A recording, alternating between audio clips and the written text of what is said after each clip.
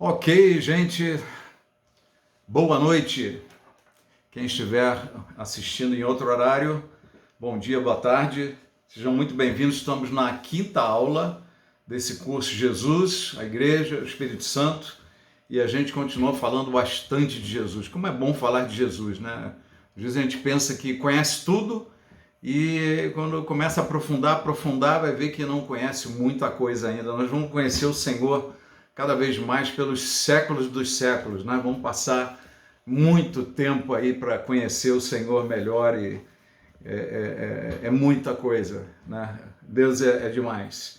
Então, uma breve revisão aqui na página 23, tá?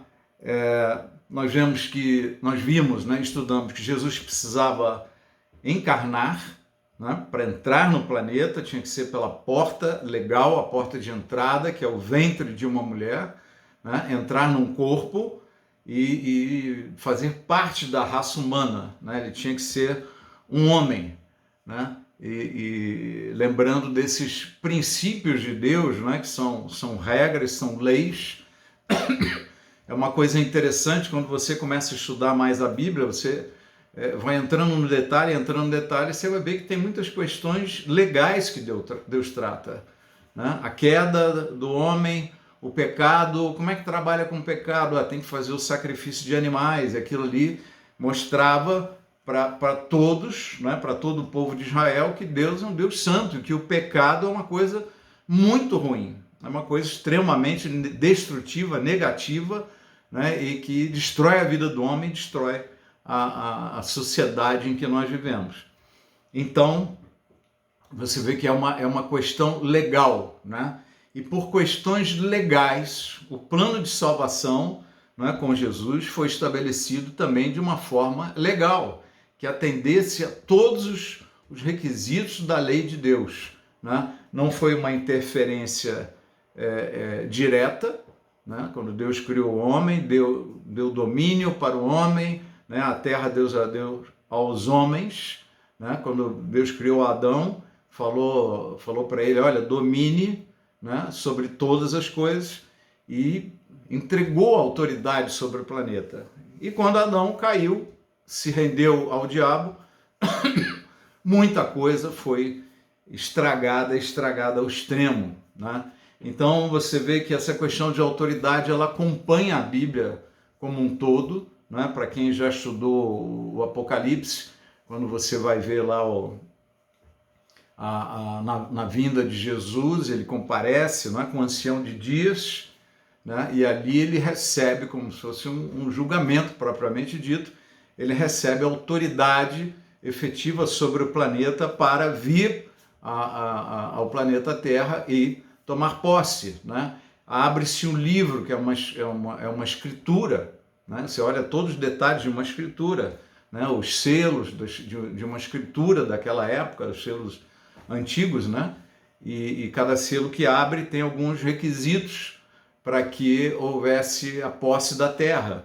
E então cada um daqueles selos, cada uma das trombetas são requisitos de preparação do planeta para uma mudança de reino, uma mudança de propriedade, né? O diabo, quando vai tentar Jesus, na última tentação, ele fala, olha, num lance ele consegue mostrar todos os reinos para o diabo, para Jesus, né? E fala, ó, tudo isso daqui será seu, se prostrado me adorares, né? Então, porque eu recebi autoridade sobre isso aqui e posso dar para quem eu quiser. Então, o próprio diabo trabalhou dentro de uma legalidade das coisas estabelecidas por Deus, tá? Então, dentro desta legalidade foi preparado esse plano de salvação, com Jesus se fazendo carne, se tornando homem, vivendo como homem, sujeito às mesmas coisas, né? E assim pudesse efetivamente fazer o nosso resgate, né? E a gente vai ver vários detalhes disso daqui hoje, né? Nessa aula de hoje, tá? Então, lembrando, né, a primeira profecia sobre Jesus Cristo, nós vimos isso na aula passada, né? É aquela de Gênesis, né? Capítulo 3, verso 15, depois do homem cair, né, Deus vai e fala para a serpente, que olha, a sua descendência, né, e a descendência da mulher, ou o descendente da mulher, vão entrar em conflito. O descendente da mulher lhe pisará na cabeça e você lhe ferirá o calcanhar. Quer dizer, e o descendente é exatamente Jesus, né? A semente da mulher.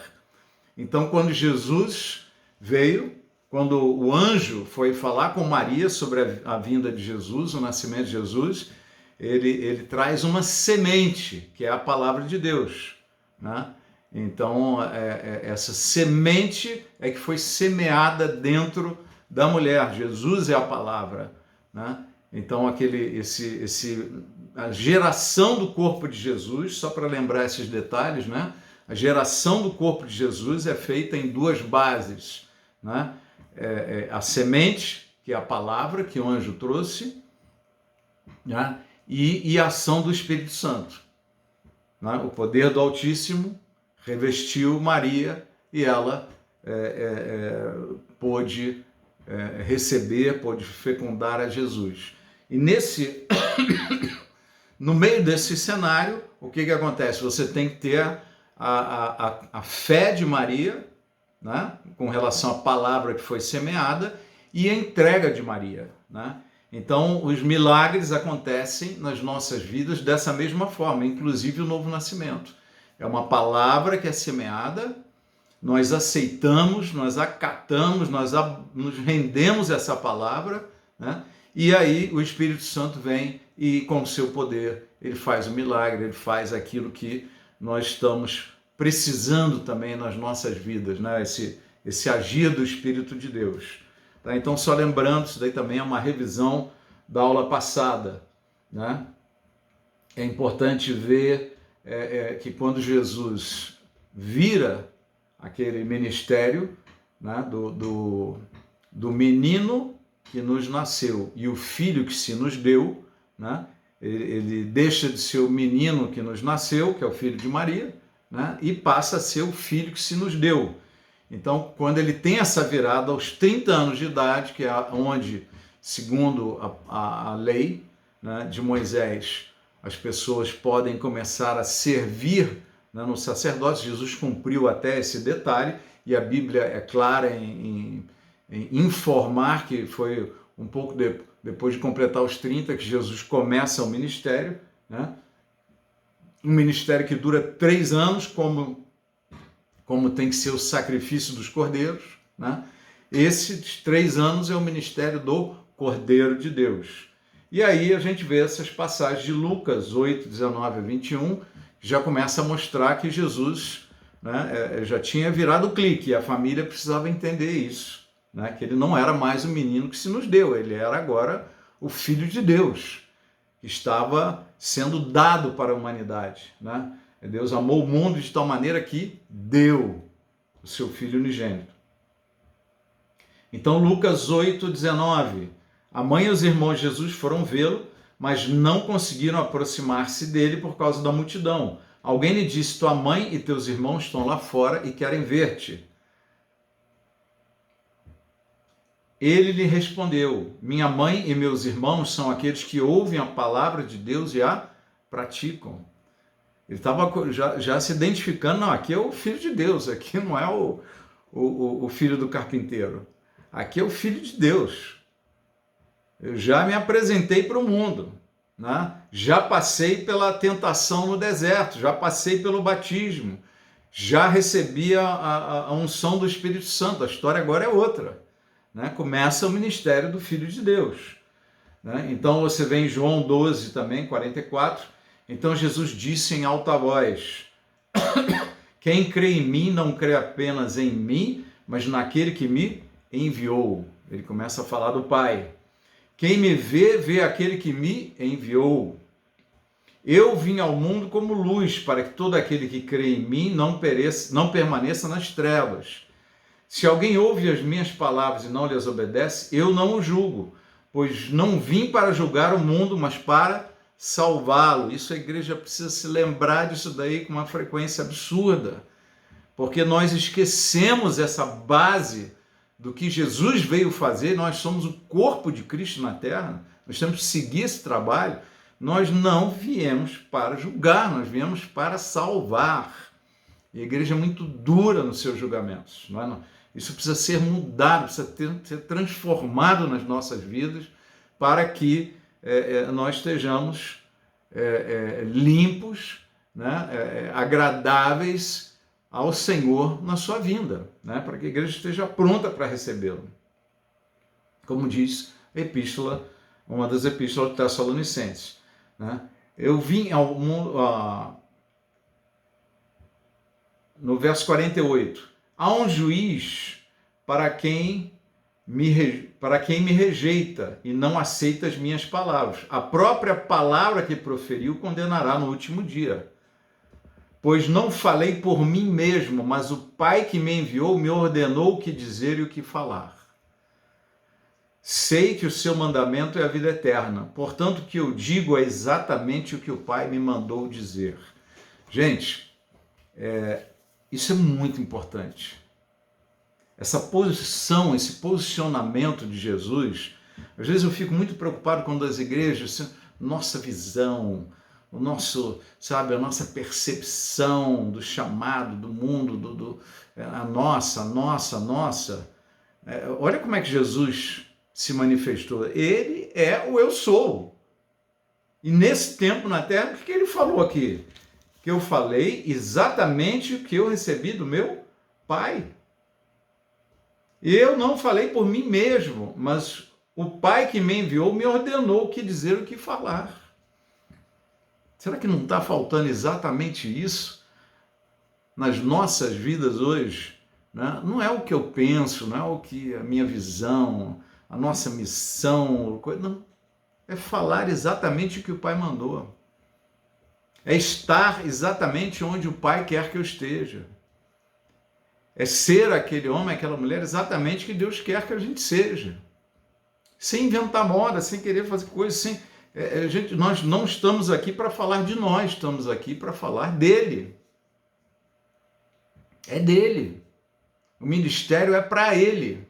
Não é para nós mesmos, não é para nossa honra, para nossa glória, é para o Senhor. Então isso foi o que Jesus exatamente fez e mostra para nós esse princípio. Cuidado quando você fala da minha visão, minha missão, eu tenho um pensamento, tal, eu tenho estudado muito a Bíblia, eu tenho uma visão um pouco diferente, não sei o quê, eu acho que as pessoas não têm estudado o suficiente. Não. Nós temos... A palavra de Deus fala assim, vale o que está escrito. Né? Vale o que está escrito. E é isso que a gente tem que levar a sério. Né? Vale o que está escrito.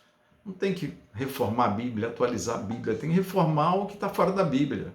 Né? O que está fora da palavra tem sido, de alguma forma, deturpado. Né?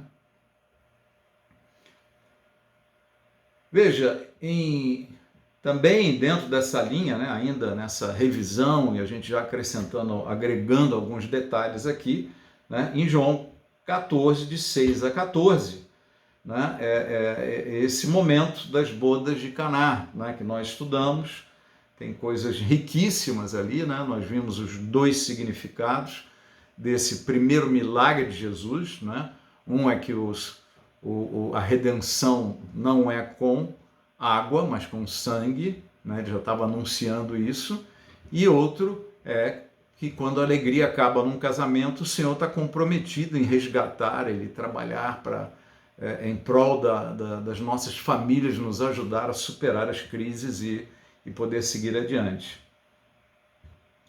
Tá? Em Lucas 11, né, a Maria tem uma postura muito correta quando ela vai falar com Jesus. Jesus fala aqui, tenho eu contigo, mulher, não é chegada a minha hora. Né? E ela não discute como mãe, como coisa, me respeita, menino. Poderia falar assim, né? Para um homem de 30 anos também, mas ela vira para aqueles serventes que estavam ali juntos, né, os oficiais, e fala para ele, fazei tudo o que ele vos disser. Quer dizer, o que ele disser, vocês fazem. Ela quem estava organizando a festa, e ela falou, que ele disser para vocês fazerem, vocês fazem. Né? Deixa eu correr atrás aqui, que tem um monte de problema. Preciso organizar essa festa aqui para tudo dar certo. Né? E aí Jesus realiza esse milagre. Mas uma postura de Maria nos é ensinada. Né? Quando a gente começa a querer fazer demais, agir demais e querer mandar em Deus, né? Dar ordens na oração para Deus, tem que fazer isso. Deus, né?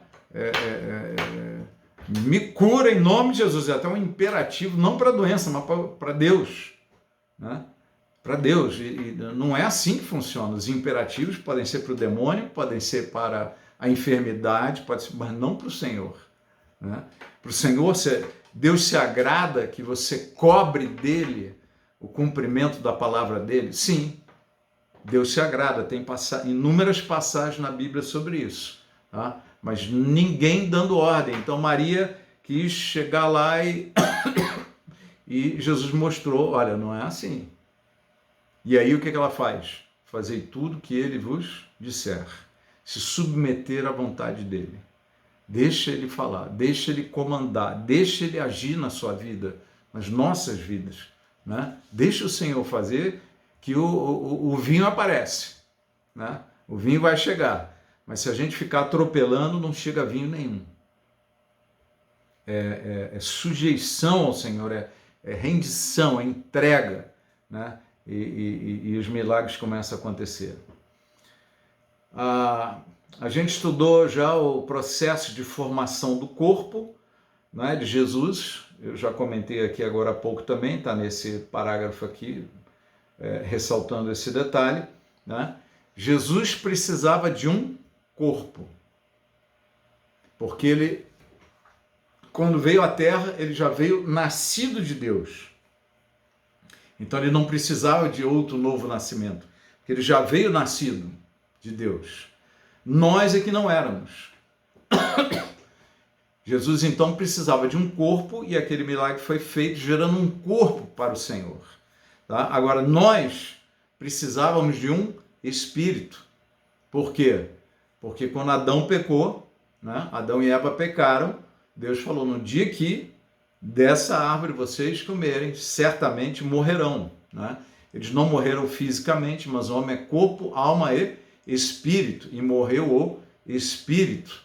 O apóstolo Paulo fala algumas vezes, em Deus a quem eu sirvo em meu espírito. Né? Por que no espírito? Se ele também serve na alma e no corpo. Né? Por que ele enfatiza no espírito? Porque esse novo nascimento, né? Ele é efetivamente esse nascer, né? Essa ligação com o céu, essa ligação com as coisas espirituais, elas vêm através do Espírito. Estudamos isso também em aula anterior, né? Que nós somos uma alma. O corpo que nós temos é o que nos faz ligação com este universo criado. Se eu não tivesse um corpo, eu não teria manifestação nesse mundo. Eu preciso de um corpo para me manifestar. Então, através do corpo, a minha alma recebe os inputs da existência desse universo e das coisas que estão aqui. Né? A visão, o olfato, o paladar, né? a audição e o toque, né? A sinestesia. Né? A gente tem todas essas coisas que nos informam que existe um mundo aqui. Né? Porque eu vejo, eu escuto, eu toco, eu provo, eu sinto cheiro, né? Essas coisas. Então, o meu corpo é que faz conexão da minha alma com este mundo. Tá? E o Espírito é o que faz conexão da minha alma com as coisas de Deus. Sem essa conexão, né? Sem o Espírito, eu não tenho ligação com Deus. Então, por isso que Adão e Eva, quando pecaram, morreu o quê? O Espírito. Ficou só corpo e alma. Né? A gente vai ver que Adão se tornou alma vivente. Tá? Só ficou o corpo e a alma. Não ficou, o espírito ficou como apagado, em stand-by, lá esperando, mas sem manifestação, sem existir propriamente. Tá? Então, quando nós recebemos Jesus como Senhor, o que nasce dentro de nós? Por que é um novo nascimento? Porque nós nos tornamos nascidos de Deus. Então nasce o Espírito, né? E através do nosso Espírito, Deus se comunica conosco. Então as coisas espirituais, a nossa recepção, percepção e manifestação do mundo espiritual vem do nosso espírito para a nossa alma, tá? E a manifestação do mundo natural vem através do nosso corpo para a nossa alma. Então é exatamente isso que acontece conosco, tá? Então, o primeiro ato de Jesus, se você entender, Deus estava sem comunicação com os homens, certo? Desde Adão havia um afastamento, o pecado separou Deus dos homens. E de repente vem Jesus, né? E a primeira coisa que Jesus faz, o que? Ele cria uma ligação de Deus com a humanidade. Como? Ele se torna um homem.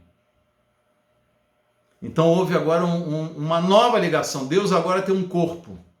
Está atuando livremente no planeta. Um corpo do seu filho. Assim como Abraão não negou seu filho para Deus, seu filho Isaque, né? Deus dá o seu filho unigênito pela humanidade. Amou o mundo de tal maneira que deu o seu filho unigênito para que ninguém pereça, né? Mas tenhamos a vida eterna, né? Então, esse é o primeiro ato de conexão. Qual é o segundo ato de conexão? Quando Jesus volta para o Pai e o Espírito Santo é derramado sobre a terra. E as pessoas começam a nascer de novo. E esse novo nascimento liga as pessoas com Deus. Liga as pessoas de novo, a humanidade, ou aqueles que se convertem, recebem Jesus como Senhor, nascem de novo, né? É o nascer do Espírito, né? E aí reata, ou reabre, ou religa, né? Que é a origem da palavra religião, né? Religare, né? É de religar com Deus. Você religa a relação com Deus, a conexão com Deus, um canal de comunicação com Deus. Então, da mesma forma que os seus 5 sentidos do seu corpo te permitem a sua alma ter conexão com este mundo natural, né? O nosso espírito, com sua sensibilidade, com seu discernimento, com as manifestações do Espírito de Deus, nos permite nos ligarmos com o mundo espiritual, recebermos de Deus, ouvirmos de Deus, sentirmos de Deus, entender a palavra, receber palavras proféticas, revelações, né? E por aí vai. Vamos para a página 24. Romanos 8, 3 e 4. Porque aquilo que a lei fora incapaz de fazer por estar enfraquecida pela carne, Deus o fez, enviando seu próprio Filho à semelhança de homem pecador, como oferta pelo pecado, e assim condenou o pecado na carne, a fim de que as justas exigências da lei fossem plenamente satisfeitas em nós, que não vivemos segundo a carne, mas segundo o Espírito. Esse é um texto tão profundo, gente. É tão maravilhoso. Como você entende melhor isso daqui, a questão de culpa, ela começa a perder o sentido na tua mente, no teu coração. A culpa morre quando nós entendemos Jesus Cristo. O que ele veio fazer, o que ele já fez por nós. Aí a culpa morre. E é daí que o apóstolo Paulo vai lá em Romanos 8 falar: nenhuma condenação mais há para aqueles que estão em Cristo Jesus, né? Primeiro ele vem falando da nossa prisão ao pecado, né? Isso daí vai ser matéria de outro dia, mas a nossa prisão ao pecado, nossa escravidão, a gente não consegue vencer o pecado, né? Maldito homem que sou, quem me livrará do corpo desta morte? Não faço o bem que eu quero, mas o mal que não quero, esse eu faço, né? Mas graças a Deus por Jesus Cristo, né? Que através da lei do Espírito da vida, né? Ele sobrepujou a lei do pecado e da morte. Então, são atos nesse plano de salvação, nessa morte de Jesus, nessa encarnação, vida, sacrifício de Jesus, que é preciso a gente entender as questões legais envolvidas nisso. Tá? Então, a primeira coisa, a lei era incapaz de fazer determinadas coisas. A lei é perfeita, a lei não tem pecado na lei, a lei não está errada. A lei de Deus é perfeita, ela é justa, a lei é santa, a lei é boa. Tá? Mas, qual é o problema da lei? Né? O problema da lei é que ela é incapaz de nos fazer obedecer a Deus. Uma lei escrita em tábuas de pedra não muda os nossos corações. Ela pode mudar os nossos pensamentos, mas o nosso homem interior não consegue seguir. E não segue por uma justa e legal razão. Quando o homem caiu, morreu o Espírito, morreu a manifestação de Deus na vida dele. Ele perdeu esse contato, né? Perdeu essa visitação permanente do Senhor. E aí, o que acontece? Porque o pecado faz separação entre Deus e os homens. E, ao mesmo tempo, o homem se tornou alguém debaixo da autoridade do diabo. Porque, ao conquistar o coração de Adão, o que o diabo conquistou? Ele conquistou o domínio sobre a humanidade. Não o direito de se manifestar aqui livremente. Ele precisa de homens para fazer isso. Mesmo depois da queda de Adão. Tá? Ele continuou precisando de homens. Mas ele adquiriu domínio sobre estes reinos, né? Nas regiões celestiais. Então, por isso que o apóstolo Paulo fala, numa de suas epístolas, né, que a nossa guerra não é contra a carne nem contra o sangue, mas contra os principados e potestades nas regiões celestiais, contra os dominadores deste mundo tenebroso. Né? Então, exatamente essa uma questão fundamental. A lei nos dando a vontade de Deus, nos informando a vontade de Deus, não estava inscrita dentro de nós. Então a lei estava enfraquecida no seu poder de nos transformar. Por quê? Por causa da carne. Não a carne da lei, mas a nossa carne. Então a lei não podia fazer. Qual foi a solução de Deus? Deus o fez. Aquilo que a lei era incapaz de fazer, que era nos transformar, né? Deus o fez, enviando seu próprio Filho à semelhança do homem pecador, como oferta pelo pecado, e assim condenou o pecado na carne.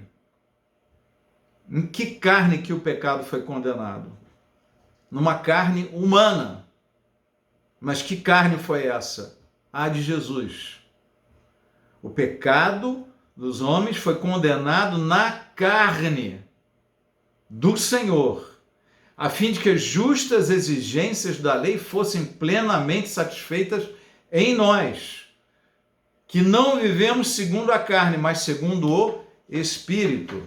Então, entenda a legalidade que existe sobre a nossa vida hoje, tá? No que diz respeito à condenação e à culpa, ou à não legalidade, em outras palavras. Como diz o apóstolo Paulo, nenhuma condenação mais há. Por que não há mais nenhuma condenação?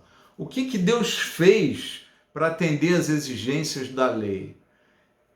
Nós fomos julgados, tá? Se você quiser, fale isso para você mesmo agora. Eu fui julgado, eu fui considerado culpado e eu fui condenado à morte para atender as justas, né, os justos requisitos e exigências da lei, que é boa, santa e perfeita. Na hora de pagar a punição, Jesus entrou no meu lugar.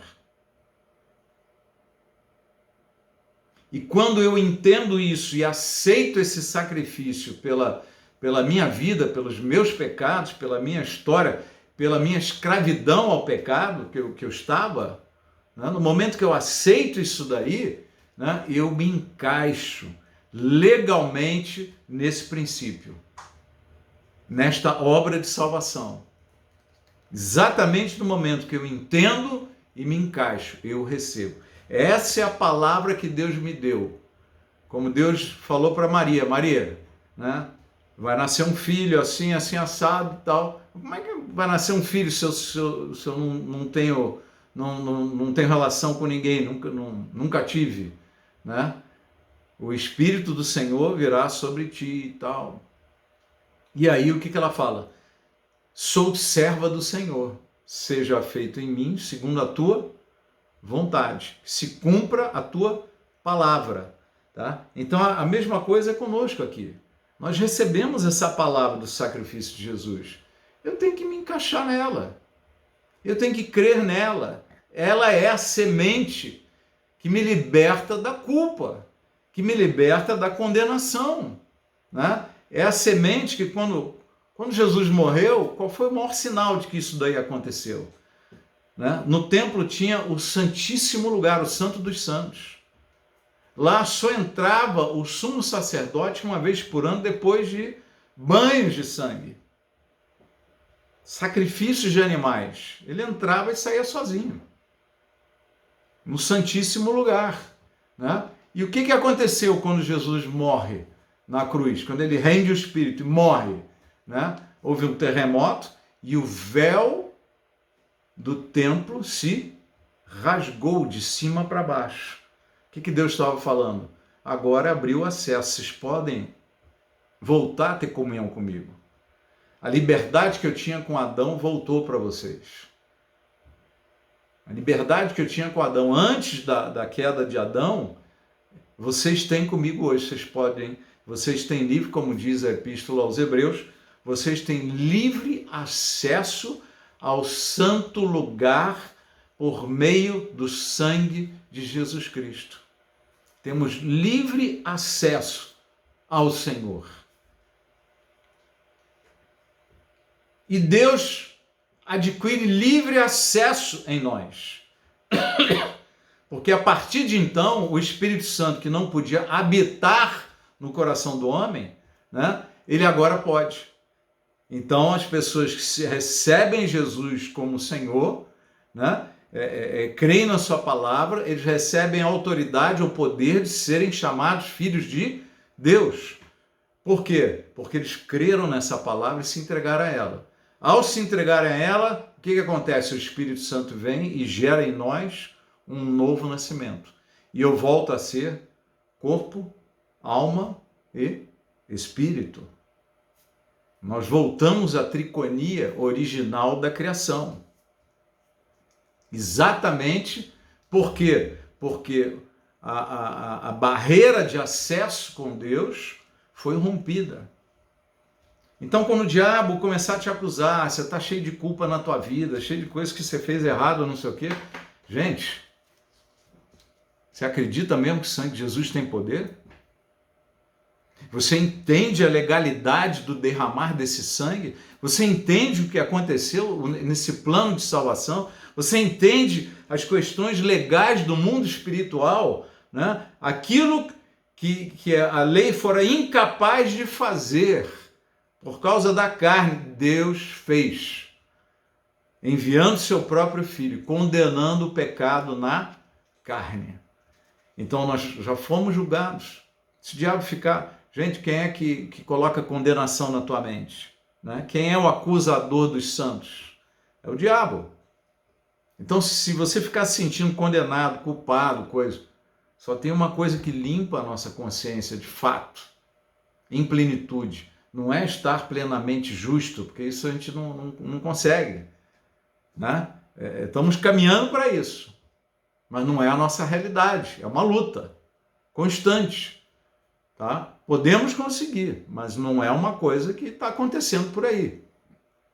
Tá? O que está acontecendo é um processo. Estamos melhorando, estamos sendo tratados, mas esse tratar de Deus é muito importante que você entenda que a culpa saiu. Por que ela saiu? É como se você tivesse cometido um crime, a polícia te pegou, te prendeu, você passou por um julgamento, primeira, segunda, terceira instância, foi condenado, foi para a prisão. Era condenado para 10 anos, por bom comportamento saiu com 6, voltou à vida. E aí alguém vem te acusar de alguma coisa. E aí você vai falar o quê? Não, a minha pena já foi paga, eu não devo nada para a lei. Eu não devo nada para a sociedade. Eu já paguei. Né? E a nossa situação na vida é exatamente essa. Eu não devo nada para a minha consciência nesse sentido, de culpa, de condenação. Não devo. Por quê? Porque eu fui julgado, eu fui considerado culpado, eu fui condenado à morte. E Jesus morreu no meu lugar. Ele sofreu aquilo que era para eu sofrer. Exatamente por isso eu não sou escravo da culpa. Então essa é uma das primeiras coisas que ele faz. Tá? Vamos seguir o texto aqui nesse quadrinho. Tá só uma frasezinha, resumindo. 1 Coríntios 15, né, de 41 a 49, em que fala do primeiro homem, que é Adão, tornou-se alma vivente. Tornou-se.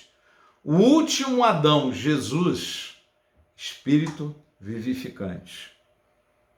Tá? Então é preciso entender. Tem gente que fala, não, a pessoa que não tem Jesus é igual a nós. Sabe, a única diferença é que nós temos Jesus e ela não tem. Isso é um absurdo. Falar um negócio desse. É um absurdo. Porque nós fomos inseridos numa nova raça. E ainda não somos aquilo que haveremos de ser.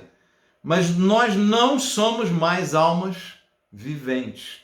Nós temos nos tornado espírito vivificante. Tá? O que é uma alma vivente? Primeiro, a diferença entre alma e espírito. Né? A alma é o homem, aquele que é dirigido pela sua própria vontade ou pela vontade da carne. Né? É uma alma vivente, ela não tem vida, ela não transmite vida, ela apenas está vivendo. É uma alma vivente. Quando nós nascemos de novo, nós nos tornamos espírito vivificante. Porque a nossa fonte de energia, a fonte de vida, a fonte de inteligência, a fonte de direção é o espírito.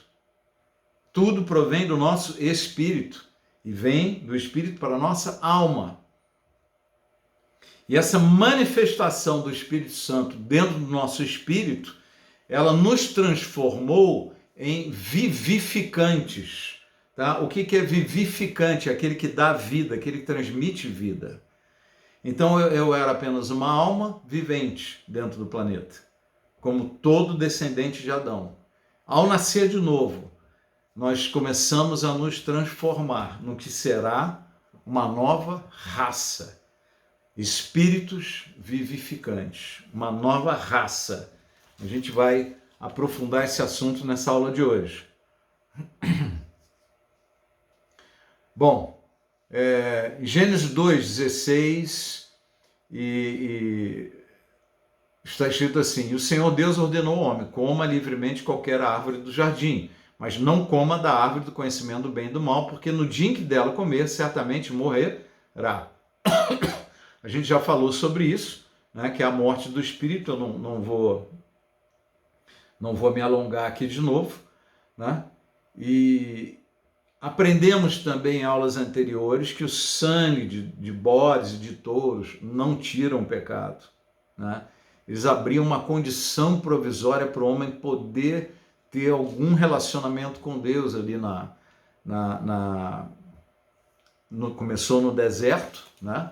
O povo sendo preparado para entrar na terra da promessa, né? E seguiu por toda a história de Israel, depois nesse momento com o tabernáculo, depois com a construção do templo, né? Tinha esses sacrifícios que ainda, quem estudou escatologia sabe que esses sacrifícios vão voltar antes da segunda vinda de Jesus, né? Eles vão voltar a acontecer e já tem 300 projetos aí dos judeus para a reconstrução do templo, né?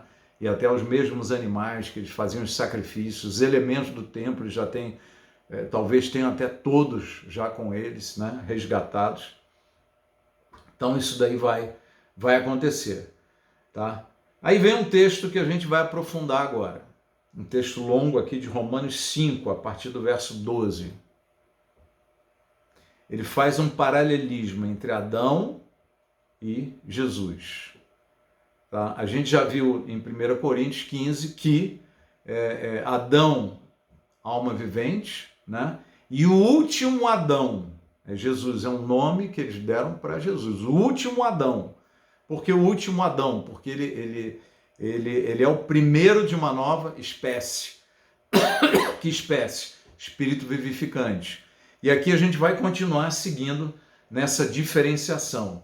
Portanto, da mesma forma como o pecado entrou no mundo por um homem, e pelo pecado a morte, assim também a morte veio a todos os homens, porque todos pecaram. Pois antes de ser dada a lei, o pecado já estava no mundo. Né? A lei veio em Moisés, mas entre Adão e Moisés, o pecado estava no mundo. Não tinha lei. Não havia clareza do que era pecado, mas o pecado estava no mundo. E aí ele segue falando. Mas o pecado não é levado em conta quando não existe lei. Todavia, a morte reinou desde o tempo de Adão até o de Moisés.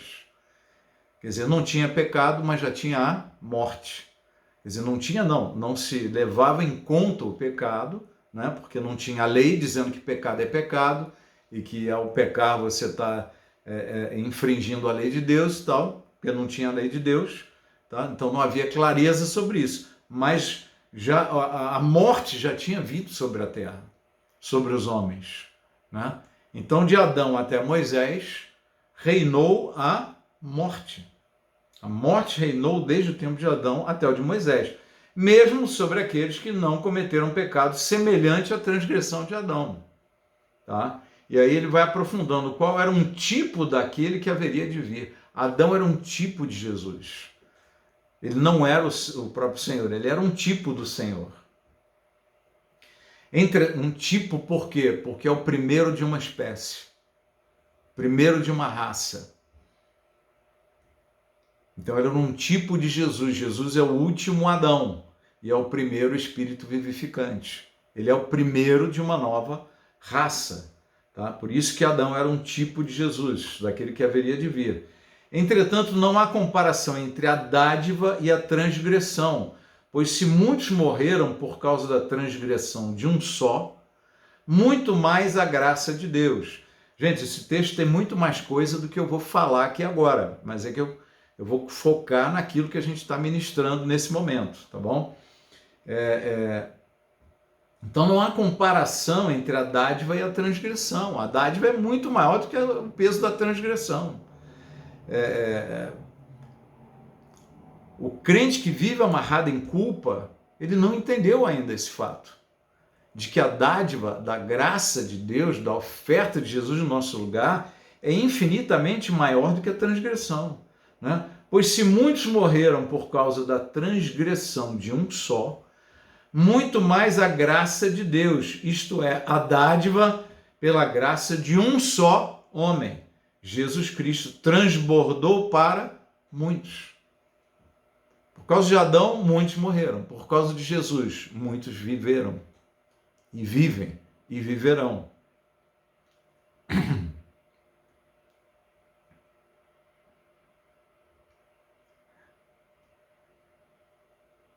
Verso 16. Não se pode comparar a dádiva de Deus com a consequência do pecado de um só homem.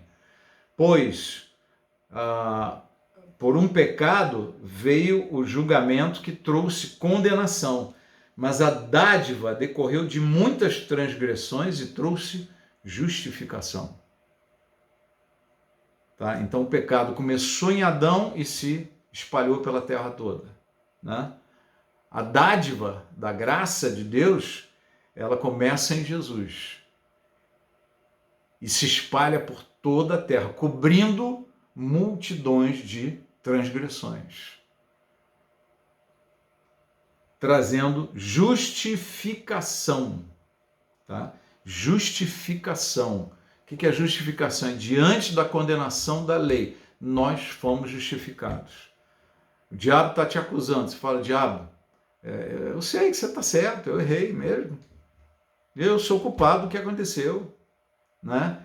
Só que eu já paguei a pena. Não, como você pagou? Eu paguei. Jesus morreu no meu lugar e eu recebi essa oferta dele. Eu criei nessa palavra. Então eu já paguei a pena. Sai para lá, Satanás, né? Sai fora, acusador. Não estou nessa não, não estou na escravidão da culpa não.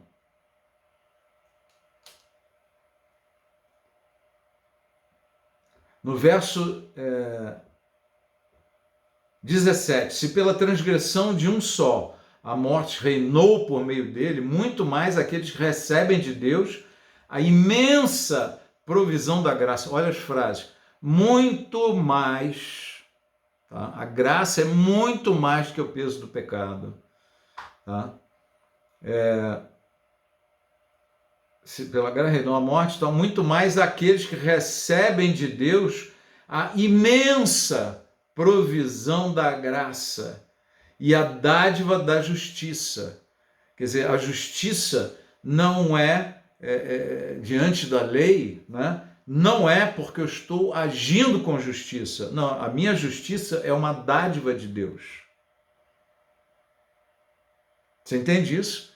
Não existe soberba nos teus bons atos, nas tuas boas obras, em estar fazendo a vontade de Deus. Por causa disso eu vou orar e Deus vai me ouvir, por causa disso o demônio vai sair, e porque eu não ando muito bem, é melhor nem expulsar demônio, é melhor nem orar pelo enfermo, se orar não vai acontecer nada. Não, isso é tudo o diabo te convencendo. Aí é uma dádiva, a justiça é uma dádiva de Deus. A graça é uma provisão de Deus. É uma provisão de Deus recebida pela fé. Não foi à toa que houve tanta luta, né, no movimento da reforma. O justo viverá pela fé. Outro dia eu vi um absurdo numa mensagem, vindo até de uma pessoa que eu admiro tudo, mas falam, às vezes a gente distorce a palavra de Deus falando coisas absurdas, né? O justo viverá pela fé. Você é justo? Sim, sou uma pessoa justa e tal. Então você vai viver pela fé. Gente, a nossa justiça é o Senhor. A nossa justiça não somos nós. Se nós fôssemos a nossa justiça e vivêssemos pela fé na nossa justiça, não. Nós somos justificados pela nossa fé. Às vezes pega a semântica de uma tradução que não é exatamente original e começa a falar, é uma heresia um negócio desse. Eu vivo pela fé porque eu sou justo. Ah, então quer dizer que você tem que ser justo para viver pela fé? É isso? É assim que funciona? É assim que você está entendendo? Ou a tua vida de fé é que te justifica? É uma inversão de valores. Tá? Então aqui a dádiva da justiça, né? A imensa provisão da graça e a dádiva da justiça reinarão em vida por meio de um único homem, Jesus Cristo. O que nos leva às boas obras, a uma vida de mais qualidade, de crescimento espiritual e tal, é por causa de um único homem, Jesus Cristo Senhor. É um caminho que Ele nos abriu. No verso 18, consequentemente, assim como uma só transgressão resultou na condenação de todos os homens, assim também um só ato de justiça resultou na justificação que traz vida a todos os homens. Tá? Olha o paralelismo que ele faz. Qual é o oposto de condenação? Justificação. Qual é o oposto de Adão? É Cristo. Qual é o oposto de alma vivente? É espírito vivificante. Tá? É um paralelismo sempre. Um está aqui, outro está lá. Tá? Eles não têm similaridade, eles andam diferentes. Tá? Por causa de um, muitos morreram. Por causa do outro, muitos viveram. Por causa do pecado de um, o pecado se espalhou para todos. Por causa de um ato de justiça de outro, os pecados foram perdoados e houve a justificação. Então, condenação, justificação. A justificação traz vida. Justificação traz vida a todos os homens. Verso 19, logo assim como por meio da desobediência de um só homem, muitos foram feitos pecadores, assim também por meio da obediência de um único homem, muitos serão feitos justos. A lei foi introduzida para que a transgressão fosse ressaltada. Tá? Então, enquanto não havia lei, reinou a morte, tá? Porque já havia o pecado. E o fruto do pecado é a morte, né? É a consequência do pecado. Então já havia o pecado e a morte reinou entre Adão e Moisés. Tá? A morte exatamente reinou durante esse período. Mas a lei, no verso 20, foi introduzida para que o pecado, a transgressão fossem ressaltados. Agora, olha aí, você está pecando, você está transgredindo a lei de Deus, você está contra a vontade do Senhor. Mas onde aumentou o pecado, transbordou a graça. Um em oposição ao outro. Aumentou o pecado, transbordou a graça. A fim de que assim como o pecado reinou na morte, também a graça reine pela justiça para conceder vida eterna mediante Jesus Cristo, nosso Senhor.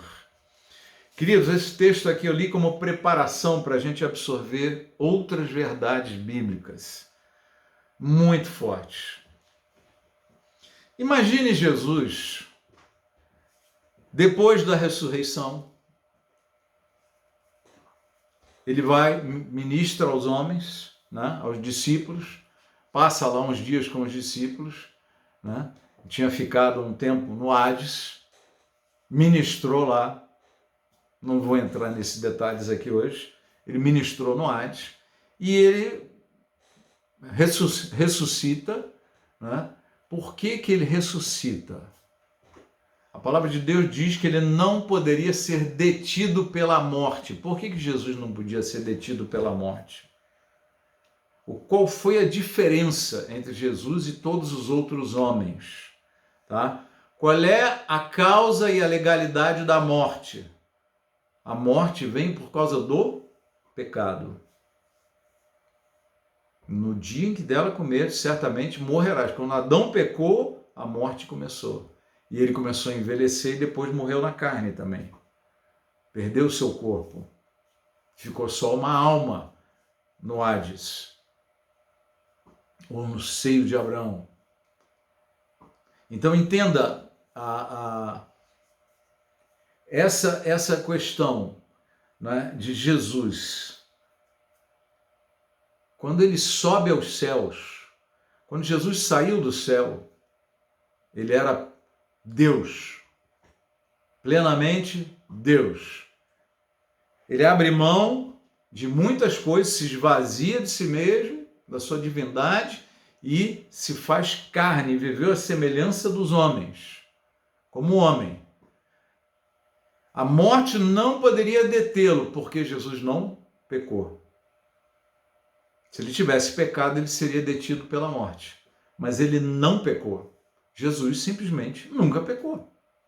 E por não pecar, a morte não poderia detê-lo. Ah, mas então por que ele morreu? Ele morreu por minha causa, pela tua. Ele morreu por todos nós, porque o pecado tinha que ser condenado na carne para atender às justas exigências da lei contra os transgressores. Então ele não morreu porque pecou, ele morreu porque nós pecamos. Essa foi a razão da morte de Jesus. Mas a morte segurou ele lá no Hades? Não. Porque não havia legalidade para ele continuar morto no Hades.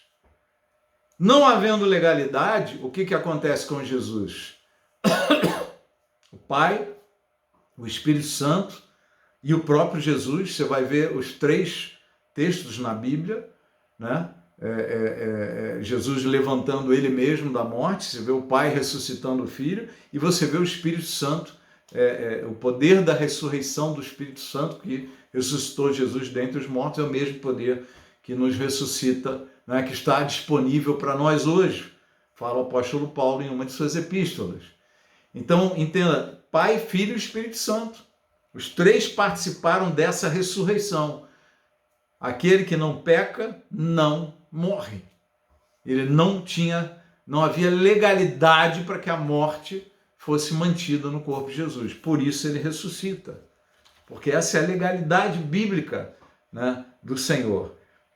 Então você imagina Jesus ressuscitando, fez aquela obra que a gente vai falar daqui a pouco, mais detalhes sobre ela, fez aquela obra toda, morre na cruz, ressuscita, fala com os discípulos e volta aos céus. Você já parou para pensar nessa volta? A gente fala muito da volta de Jesus na terra. Mas você já parou para pensar na volta de Jesus no céu? O Jesus que volta no céu não é o mesmo que saiu. É ele, é claro que é ele. Mas tem coisas que mudaram. E mudaram muito. Jesus saiu como Deus, exclusivamente. E ao voltar, ele volta como Deus e como homem. Ele volta com uma nova raça. O Novo Testamento nos afirma com clareza que nós vamos receber um corpo novo similar ao de Jesus Cristo, que é o corpo de todo espírito vivificante. É uma nova raça que está sendo gerada. Tudo se fez novo, é uma nova raça. É quase como que uma nova espécie. São os homens. Mas são os homens cheios da glória de Deus. Um corpo glorioso. O corruptível se revestirá do incorruptível. A morte se revestirá de imortalidade. Um corpo que não envelhece, um corpo que não morre, um corpo que não peca mais, um corpo que não tem mais luta contra o pecado, ele é totalmente soberano em relação ao pecado. Veja, o Jesus que volta, ele é o primeiro de uma nova raça. Homem e Deus. Nós vamos receber características do Senhor nas nossas vidas. Vamos receber parte da sua glória. Há vários versículos bíblicos falando sobre isso. Não vamos ser deuses. Não é nesse sentido, entendeu? Não vamos ser deuses. Mas vamos ser um com Deus. Com Pai, Filho e Espírito Santo. Jesus falou, eu vou para o Pai, que se eu não for, o Consolador não virá e tal, né? Mas ele ora para que todos sejamos um. Vocês vão se sentar no meu trono, assim como eu me sentarei no trono de meu Pai. Né? Vocês sentarão comigo no meu trono, como eu vou sentar com o Pai no trono dele. Então nós vamos compartilhar dessa glória do Senhor. Tá? Entenda, quando Jesus volta, os anjos, os céus se abriram para olhar e entender o que estava acontecendo. Era um mistério. Era um mistério. A gente já falou aqui, vai ver mais uns detalhes hoje, que quando Jesus veio na primeira vinda, ninguém entendeu muito bem. Os judeus não entenderam, os escribas. Os demônios não entenderam. Perguntavam para Jesus, o que você está fazendo aqui antes do tempo, filho do homem? Eles reconheciam ele, em corpo humano, mas eles sabiam, esse é o eu sou. Jesus, em algum momento, ele se identifica dizendo, eu sou. E aí tentam apedrejá-lo. Ele se identifica como um ungido e eles entendem, não, ele está se apresentando como Deus, ele não é o eu sou, não pode. Né? Eles não entendiam nada daquilo, nem os demônios entendiam. Os demônios estavam tão confusos com tudo aquilo, que eles entenderam o seguinte, Jesus veio, ele vai estabelecer o reino, nós precisamos matar ele. Vamos fazer com que os homens o matem. E aí seduz os judeus, os escribas, fariseus, a liderança de Israel, que usam os romanos para promover e providenciar a morte de Jesus Cristo. Quando Jesus estava morrendo, até aquele momento o diabo pensou, é a hora das trevas. Nós triunfamos, vencemos o Filho de Deus. Acabou o plano de Deus. Os olhos de todos estavam vendados. E eles trabalharam a favor da morte, do sacrifício, de toda aquela violência contra Jesus. Porque os olhos deles estavam vendados. Eles trabalharam a favor. Aí o que acontece? Vamos ler Colossenses 2,13. Quando vocês estavam mortos em pecados, na incircuncisão da sua carne, Deus os vivificou com Cristo. Ele nos perdoou todas as transgressões e cancelou a escrita de dívida que havia por causa da lei. Ele cancelou essa dívida, que consistia em ordenanças e que nos era contrária. Ele a removeu pregando-a na cruz. Ele tirou, né, toda a sentença contra nós, toda a dívida. Então você tem dívida por causa dos seus pecados? Não. Jesus pegou todas as suas dívidas, seus pecados do passado, os pecados do presente, os pecados do futuro, e ele encravou todas elas na cruz com ele. Canceladas estão as tuas dívidas. Esse é o único jeito de ser salvo. Cancelamento das dívidas em Cristo Jesus na cruz. No verso 15, e tendo despojado os poderes e as autoridades, fez deles um espetáculo público, triunfando sobre eles na cruz. De quem que ele está falando aqui, os poderes e as autoridades? Ele está falando daquele mesmo texto que o apóstolo Paulo fala da nossa luta não é contra a carne, contra o sangue, mas contra os principados e potestades, contra as autoridades dominadores deste mundo tenebroso nas regiões celestiais. Essa é a nossa luta. Então o que ele está dizendo aqui? Que os demônios foram vencidos na cruz. Só que a ficha só caiu quando Jesus entrega o Espírito. Até então eles trabalharam pela morte de Jesus. Cumpriram toda a palavra que para eles ainda era confusa, da vinda do Messias, da primeira vinda. Por isso que os demônios falaram, filho do homem, o que tem eu contigo? O que você está fazendo aqui antes do tempo? Não é o tempo de você vir. O que você está fazendo? Eles não estão entendendo. Os escribas e fariseus, os que não eram de fé, né? Não eram da fé de Abraão, eram apenas da letra de Moisés, eles também não creram, não entenderam, não tinham revelação. A Bíblia cita dois idosos, uma mulher e um homem, que discerniram os tempos e sabiam que o Messias ia chegar, assim como a leitura dos magos.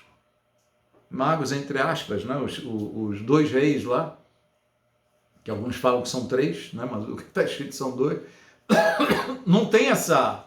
Não existe esse cenário, né? Eles não entenderam o que estaria acontecendo. E ao não entender, eles trabalharam contra, para matar. Na crucificação, quando Jesus morre, cai a ficha, e os poderes, né, e autoridades deste mundo tenebroso percebem o quê? Que na crucificação, os poderes das trevas perderam suas autoridades sobre o homem, sobre o planeta. Eles vieram em rebelião do céu, foram expulsos para a terra e ganharam autoridade para estar aqui, na queda de Adão. Não foi na queda de Eva, foi na queda de Adão. Adão era o responsável. Se Eva caísse e Adão não, era uma outra história. Não sei como é que Deus ia lidar com isso daí. Não tem nada na Bíblia sobre isso. Mas Adão caiu. E ao cair, né, ele entregou o domínio. Então, até este momento da cruz, da crucificação de Jesus, o inimigo tinha autoridade. Quando houve a crucificação, o que Jesus fez?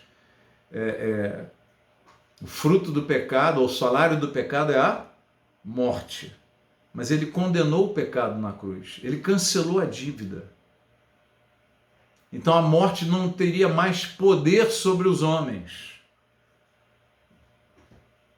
E a autoridade das trevas havia sido entregue nas mãos, a autoridade das trevas, não da humanidade e da criação, da criação do planeta, foi entregue de volta nas mãos de um homem, atendendo plenamente as regras de Deus e a lei de Deus.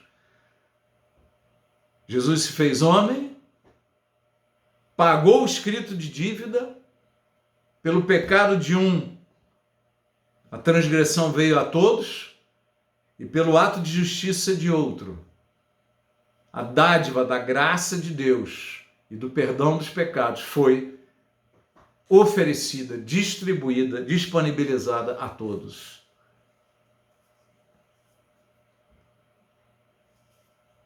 Nesse momento cai a ficha e as trevas entram em pânico. Ih, caiu. O véu do templo se rasgou. Qual o significado? Na mesma hora, abriu o significado. Ele pagou os pecados. Essa humanidade não está mais nas minhas mãos. Eu agora estou aqui como rebelde de novo. Exercendo e atuando, né, contra pessoas sobre as quais eu não tenho mais autoridade, porque Jesus, o Filho do Homem, o Filho de Deus, tomou posse, né, da autoridade sobre esse planeta. Ele nos resgatou com o seu sangue. Esse foi o preço do nosso resgate. Tá? E aí vem uma frase, no Salmo 2,7. Tu és meu filho, eu hoje te gerei. Em Hebreus 1,5 é feita uma citação desse versículo do Salmo. Pois a qual dos anjos disse jamais, tu és meu filho, eu hoje te gerei. E outra vez, eu lhe serei pai e ele me será filho. E novamente, ao introduzir o primogênito no mundo, diz, e todos os anjos de Deus o adorem. Que momento é esse? Tu és meu filho, eu hoje te gerei. Jesus nasceu nesse dia? Que momento é esse? Jesus nasceu em algum dia? Ele não é eterno? Lembra o conceito de eterno e infinito, né? A nossa alma é infinita. Desde o dia que ela passou a existir, ela nunca mais deixará de existir. O infinito tem um começo e não tem fim. O eterno não tem começo nem fim. E lembrando, Jesus é chamado de Pai da eternidade. Foi ele que inventou a história de eternidade. Não apenas inventou os tempos, mas antes disso ele tinha inventado a eternidade. Pai da eternidade. Esse é o nosso Deus, gente. Quando eu penso nessas coisas, é impressionante o nosso Deus. Pai da eternidade. Ele inventou a eternidade. O diabo fica com o título de pai da mentira, mas o Senhor é o pai da eternidade. Ele que inventou esse negócio. Então ele não nasceu. Como é que se explica esse versículo aqui? Quem? Por que ele foi gerado? Por que Deus chama ele, tu és meu filho, eu hoje te gerei? Porque neste ato, aquele que vai subir e entrar, voltar para o céu, já fez isso. Tá? Mas antes do Pentecostes, ele estava aqui com os homens, ele volta para o céu. E quando ele volta para o céu, ele é glorificado. E nesse momento, passa a existir uma nova existência, uma nova raça, uma nova espécie. E aí Deus Pai fala, tu és meu filho, eu hoje te gerei. Por que hoje? Porque foi naquele dia, naquele momento que houve o surgir de uma nova espécie, o homem Deus, e com toda a sua glória. Tu és meu filho, eu hoje te gerei. Nós não vamos ter a plenitude da glória do Senhor, mas ele vai, a Bíblia diz que ele vai compartilhar a glória dele conosco.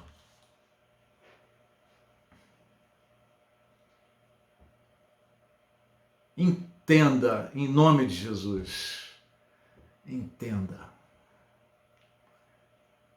Atos 13, 32. Nós lhes anunciamos as boas novas, o que Deus prometeu a nossos antepassados. Ele cumpriu para nós, seus filhos, ressuscitando Jesus, como está escrito no Salmo 2, tu és meu filho, eu hoje te gerei. Está escrito no Salmo 2,7, em Hebreus, capítulo 1, versos 5 ao 6, e Atos 13, a partir do verso 32, tu és meu filho, eu hoje te gerei. Quando que ele diz isso? Ele cumpriu para nós, seus filhos, ressuscitando Jesus, como está escrito no Salmo 2, tu és meu filho, eu hoje te gerei. A nova espécie, espírito vivificante em sua plenitude. O fato de que Deus o ressuscitou dos mortos para que nunca entrasse em decomposição é declarado nessas palavras. Eu lhes dou as santas e fiéis bênçãos prometidas a Davi. Assim ele diz noutra passagem, não permitirá que o seu santo sofra decomposição. Tendo, pois, Davi servido ao propósito de Deus em sua geração, adormeceu. Foi sepultado com seus antepassados, seu corpo se descompôs. Mas aquele a quem Deus ressuscitou não sofreu decomposição. Eles estavam explicando, né, para os irmãos judeus, tudo, que o Messias, o Jesus era o Messias prometido. Não era o próprio Davi, porque Davi, o corpo de Davi sofreu decomposição, mas o corpo de Jesus não. E ele era um descendente de Davi. Tá? No verso 38. Portanto, meus irmãos, quero que saibam que mediante Jesus lhes é proclamado o perdão dos pecados. Por meio dele, todo aquele que crê é justificado de todas as coisas das quais não podiam ser justificadas pela lei de Moisés. Tá? A lei não podia me aperfeiçoar. A lei não podia me justificar, ela não podia me transformar. A lei não podia fazer com que eu a cumprisse. Então, nisso a lei era fraca, nisso a lei era enferma, nisso a lei era imperfeita, nesse sentido. Imperfeita para nós, por causa da nossa carne. Então, na falta de possibilidades da lei, Deus envia Jesus. Para que tudo aquilo que eu não consigo cumprir, da vontade de Deus para a minha vida, né, e cometo erros grandes e coisas, tudo isso faz parte do escrito de dívida que foi cancelada na cruz. Amém? Por isso, nenhuma condenação mais há para aqueles que estão em Cristo Jesus. Romanos 1. Paulo, servo de Cristo Jesus, chamado para ser apóstolo, separado para o Evangelho de Deus, o qual foi prometido por ele de antemão por meio de seus profetas, nas Escrituras sagradas, acerca de seu filho, que como homem era descendente de Davi, e que mediante o Espírito de santidade foi declarado Filho de Deus com poder pela sua ressurreição dentre os mortos, Jesus Cristo, nosso Senhor. Então vamos entender esse versículo que ele está explicando os outros três que eu citei. Jesus, Deus falando, tu és meu filho, eu hoje te gerei. Como assim? Jesus é eterno. Antes do universo existir, ele já era. Ele é o eu sou. Ele é o Pai da eternidade. Ele não foi gerado por Deus. O que Deus está falando e quando que ele fala isso? Ele fala isso exatamente como diz nesse texto. Mediante o Espírito de santidade. Por que de santidade? Porque ele não pecou. Mediante o Espírito de santidade, foi declarado Filho de Deus com poder.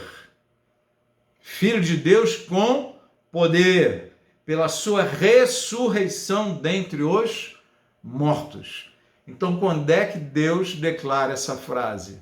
Tu és meu filho, eu hoje te gerei. Quando Jesus ressuscita dentre os mortos. E por que ele fala, eu hoje te gerei? Porque ele estava gerando uma nova espécie. Jesus homem, Jesus Deus, em sua plena glória, em seu pleno fulgor, em sua plenitude. E é esse Jesus que entra nos céus. Um pouco antes do dia de Pentecostes, do Espírito Santo descer. Imagine os anjos olhando. Porque ele voltou diferente do que ele era. Ele voltou como João viu, ele relatou em Apocalipse, né? E caiu desmaiado, fraco, sem forças.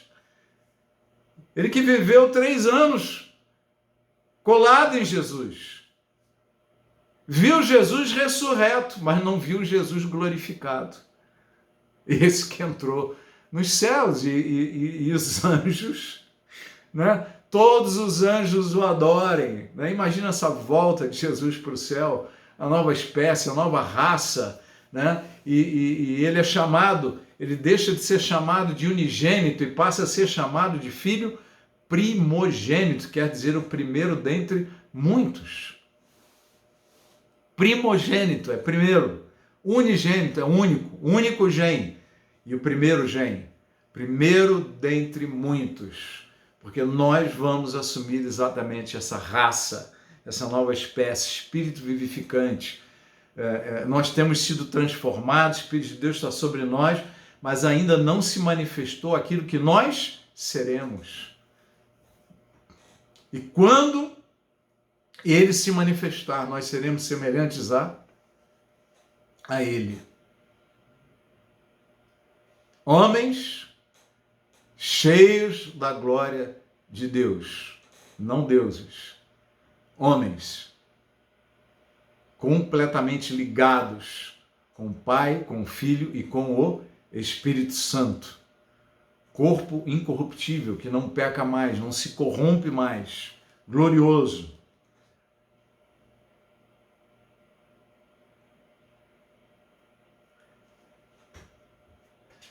Página 26. Nossa, o tempo está passando rápido. Página 26, mas falta pouco. Veja uma coisa, Jesus venceu em todas as coisas. Ele venceu. Quando fala conosco, quando passares por lutas e tal, tem de bom ânimo. Eu venci o mundo. O apóstolo João diz, a nossa fé é a vitória que vence o mundo. O apóstolo João, o apóstolo Paulo afirma, né? Nós somos feitos mais do que vencedores em Cristo Jesus. Em Coríntios, o apóstolo Paulo vai falar isso em Romanos. Em Coríntios, ele fala que nós todos estamos manifestando a fragrância do seu perfume, né? Sendo sempre conduzidos em triunfo pelo Senhor. Entenda uma coisa, você foi chamado para vencer. Você já nasceu vencedor. Quando você nasceu, Deus já conhecia a tua eternidade não o teu infinito. Ele já te conhecia nos séculos dos séculos. Ele já me conhecia. Entenda, você está marcado para ser vencedor. Você está selado como vencedor. Para de pensar em derrota, para de correr atrás de migalha. Nós somos vencedores. Para de chorar momentos difíceis, você é um vencedor, a vitória do Senhor está sobre a tua vida.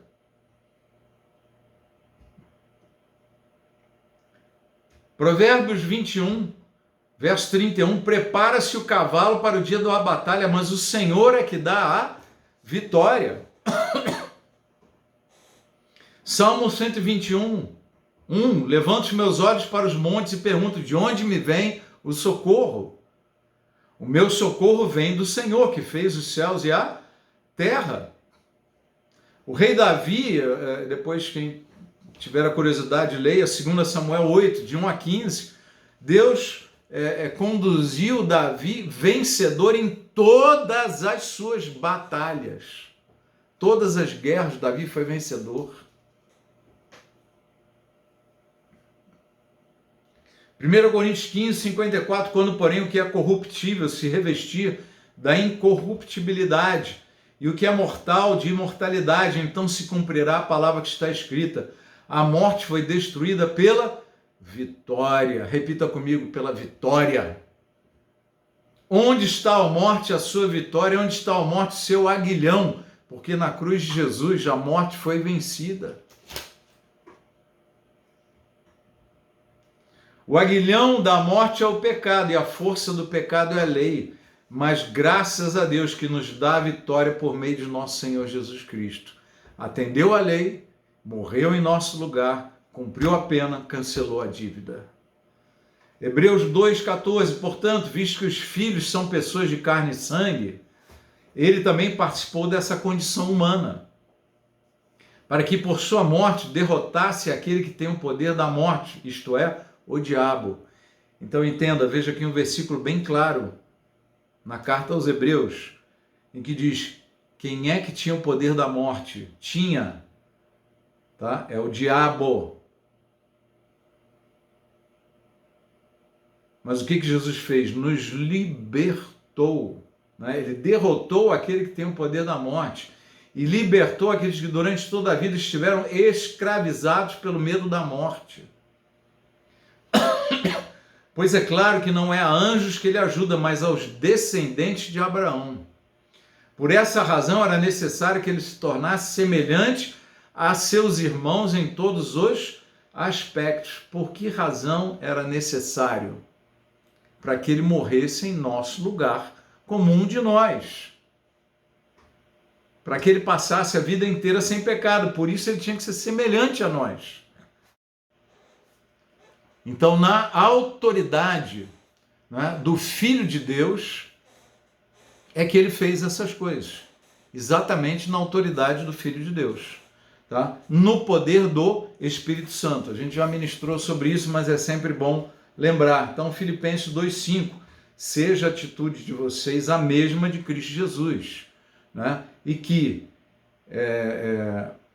embora sendo Deus, não considerou que o ser igual a Deus era algo a que deveria apegar-se, mas esvaziou-se a si mesmo, vindo a ser servo, tornando-se semelhante aos homens, e sendo encontrado em forma humana, humilhou-se a si mesmo, foi obediente até a morte, morte de cruz. Então o versículo deixa claro esse esvaziamento que ele se permitiu.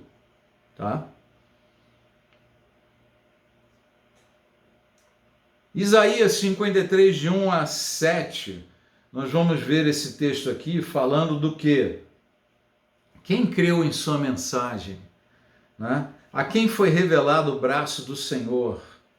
Ele cresceu diante dele como um broto tenro. É toda uma profecia falando da morte de Jesus que iria acontecer. Estava profetizando o sacrifício do Messias. Né? No verso 3, foi desprezado e rejeitado pelos homens, um homem de dores e experimentado no sofrimento. Foi como alguém de quem os homens escondem o rosto, foi desprezado. Escondem o rosto porque o rosto dele estava todo deformado, irreconhecível.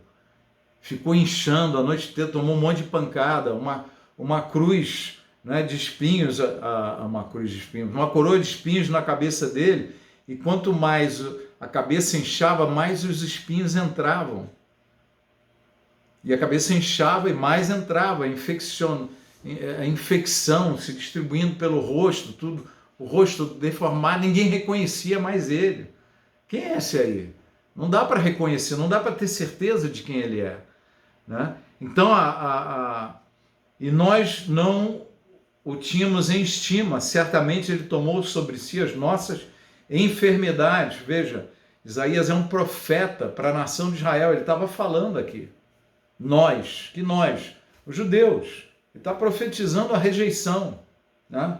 Certamente ele tomou sobre si as nossas enfermidades, sobre si levou nossas doenças. Página 27.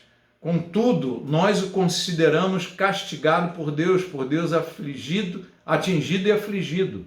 Mas ele foi transpassado por causa das nossas transgressões. Foi esmagado por causa das nossas iniquidades. O castigo que nos trouxe paz estava sobre ele. pelas suas feridas fomos curados, todos nós. Tal qual ovelhas nos desviamos, cada um de nós se voltou para o seu próprio caminho, e o Senhor fez cair sobre ele a iniquidade de todos nós. Olha que versículo claríssimo.